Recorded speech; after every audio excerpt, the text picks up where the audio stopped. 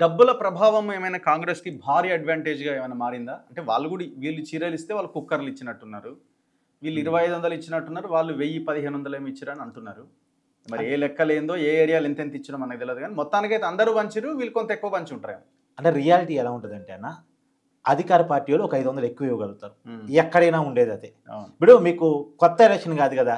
BRS party ఉప ఎన్నికల మీద ఎదిగిన పార్టీ కదా! డబ్బు హుజూరాబాద్‌లో 6000 ఇచ్చిర్రు ఓటుకి. కదా! ఓటుకి 6000. సరే అదన్నా పోనీ అన్న చివరి ఎలక్షన్ తీసుకుందాం. బీఆర్ఎస్ అధికారం కోల్పోయే ముందు మునుగోడు.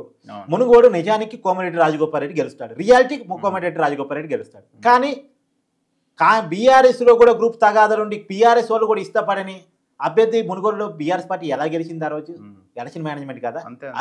అధికారం చేతిలో ఉండి కదా! హ్మ్. అధికారం ఉన్నప్పుడు ఉండే అడ్వాంటేజ్ వేరు. అధికారం ఉన్నప్పుడు బయట వాడికంటే ఒక రూ. 1000 పంచగలరు. అవును. రెండోది అధికార పార్టీయోడు చివరి ఓటర్ దాకా పంచడానికి ఆ స్కోప్ ఉంటది. హ్మ్. వీళ్ళ డబ్బులు ఎక్కడెక్కడ టైట్ చేస్తా ఉంటారు. అవును. పంచనివ్వరు. అభ్యర్థి దాకా సామాన్యుడి దాకా పోనివ్వరు ఒక చోట కొన్ని ఏరియాల్లో అయితే.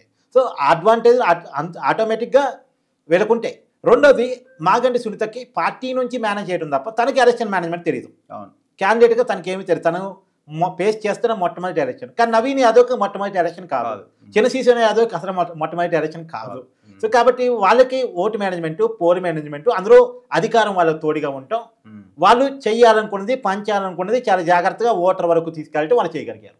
బీఆర్ఎస్ పార్టీ ఆ పనిలో వైఫల్యం జరిగిందని నేనైతే అనుకుంటున్నాను. హ్మ్. వైఫల్యం జరిగింది అని చెప్పడానికి బయట టెంట్లు మధ్యాహ్నం తర్వాత ఎత్తేయటమే కాదు. ఓకే. ఎలక్షన్ సీరియస్‌గా కేటీఆర్ తీసుకుంటే కేటీఆర్ 32 రోజులు కష్టపడితే party working president, unofficial president ఆయన అంతా కష్టపడితే బీఆర్ఎస్ పార్టీ వాళ్ళు మధ్యాహ్నం నుంచి గ్రౌండ్ ఎట్టు వదిలేస్తారు?